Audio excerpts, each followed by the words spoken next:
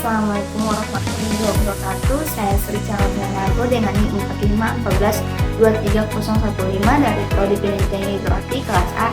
Di sini saya akan menjelaskan kembali materi yang diberikan oleh Pak Balia yang pertama. Materi pertama itu yang perkembangan anak usia SD atau sekolah dasar. Perkembangan anak SD mencakup aspek fisik, kognitif, dan emosional. Perkembangan usia SD mengacu pada masa perkembangan anak-anak selama sekolah dasar. Anak usia kelas awal SD yang berusia 6-7 tahun menunjukkan kemampuan dalam melakukan seriasi, mengelompokkan objek, berminat terhadap angka dan tulisan, meningkatkan perbendaharaan kata, senang berbicara, memahami sebab akibat, dan berkembangnya pemahaman terhadap ruang dan waktu. Sementara itu, anak usia sekolah dasar yang lebih tua yaitu berusia 6 sampai hingga 11 tahun mulai belajar tentang lingkungan yang lebih luas serta mempelajari tanggung jawab yang lebih kompleks.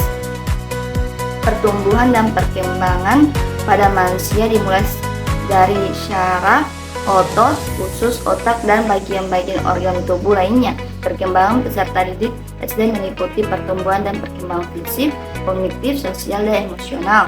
Fase dan tugas perkembangan anak sekolah dasar telah diteliti dan dipublikasikan dalam jurnal ilmiah. Studi tersebut menunjukkan bahwa anak-anak pada usia ini mengalami perkembangan dalam hal kemampuan berpikir logis dan abstrak, keterampilan sosial, dan kemampuan untuk mengontrol emosi dan perilaku. Pada saat usia SD, anak-anak biasanya berkembang pesat dalam hal kemampuan motorik, halus dan kasar, penampilan verbal dan berpikir abstrak, kecenderungan untuk bergaul dengan teman sebaya, dan mengatur emosional secara mandiri. Penting bagi penduduk untuk memahami tahapan perkembangan anak SD dan memberikan pembelajaran yang sesuai dengan kemampuan mereka. Yang kedua itu hukum perkembangan. Hukum perkembangan adalah prinsip-prinsip yang mengatur perkembangan manusia. Prinsip-prinsip ini meliputi hukum biologi, psikologi, sosial, dan kebudayaan. Hukum perkembangan menggambarkan tahapan perkembangan yang umum terjadi pada manusia dan memberikan panduan untuk memahami bagaimana manusia belajar dan berkembang sepanjang hidup mereka.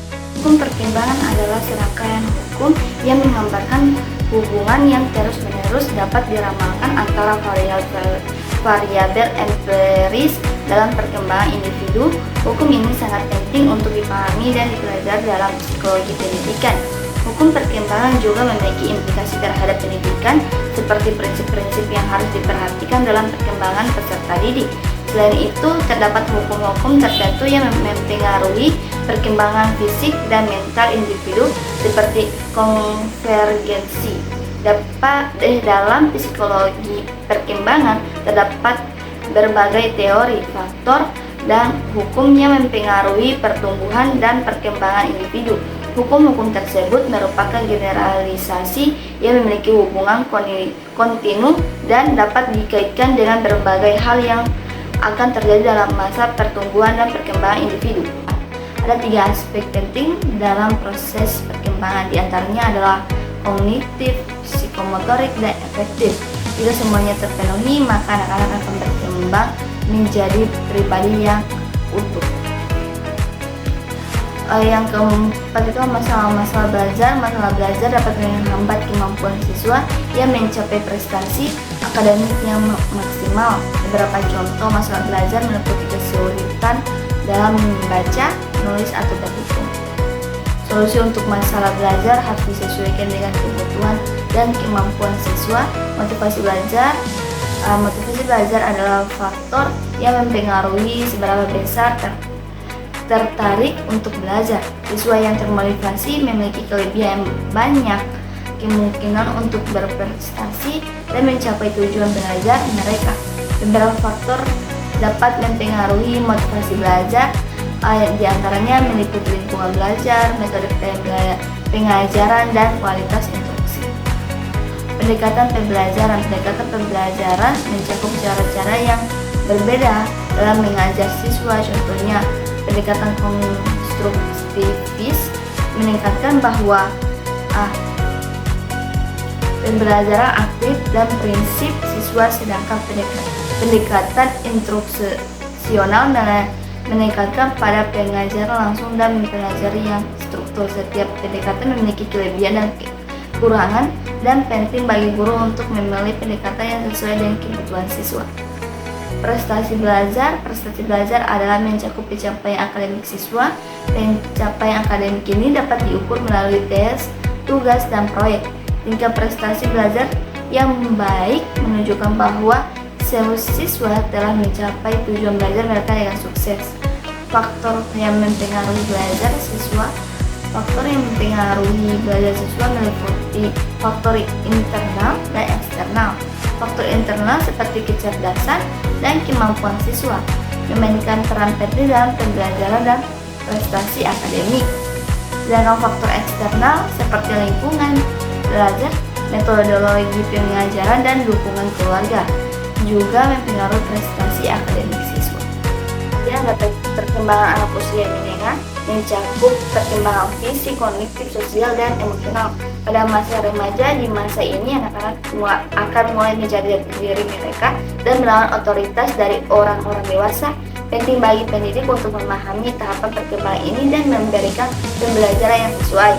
Perkembangan usia dewasa mencakup perkembangan fisik, kognitif, sosial, dan emosional. Pada masa dewasa, di masa ini manusia mulai mengalami perubahan dalam hal tanggung jawab, hubungan, karir, dan kehidupan pribadi. Penting bagi pendidik untuk memahami tahapan perkembangan ini dan mempersiapkan siswa untuk masa depan mereka. Implikasi di bidang pendidik meliputi aplikasi dari pengetahuan tentang perkembangan dan pembelajaran ke dalam praktik pendidik. Dengan memahami tahapan perkembangan siswa dan cara mereka belajar, pendidik dapat menciptakan lingkungan belajar yang lebih efektif dan relevan. Hal ini dapat meningkatkan motivasi prestasi akademik dan mengembangkan potensi siswa secara keseluruhan. Sekian dari saya, terima kasih.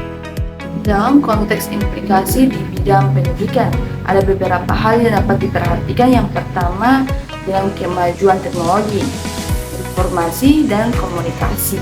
Banyak peluang baru yang muncul dalam pendidikan, sebagai contoh teknologi e-learning, virtual classroom, atau gamifikasi dapat meningkatkan kualitas pembelajaran dan memberikan pengalaman belajar yang lebih interaktif.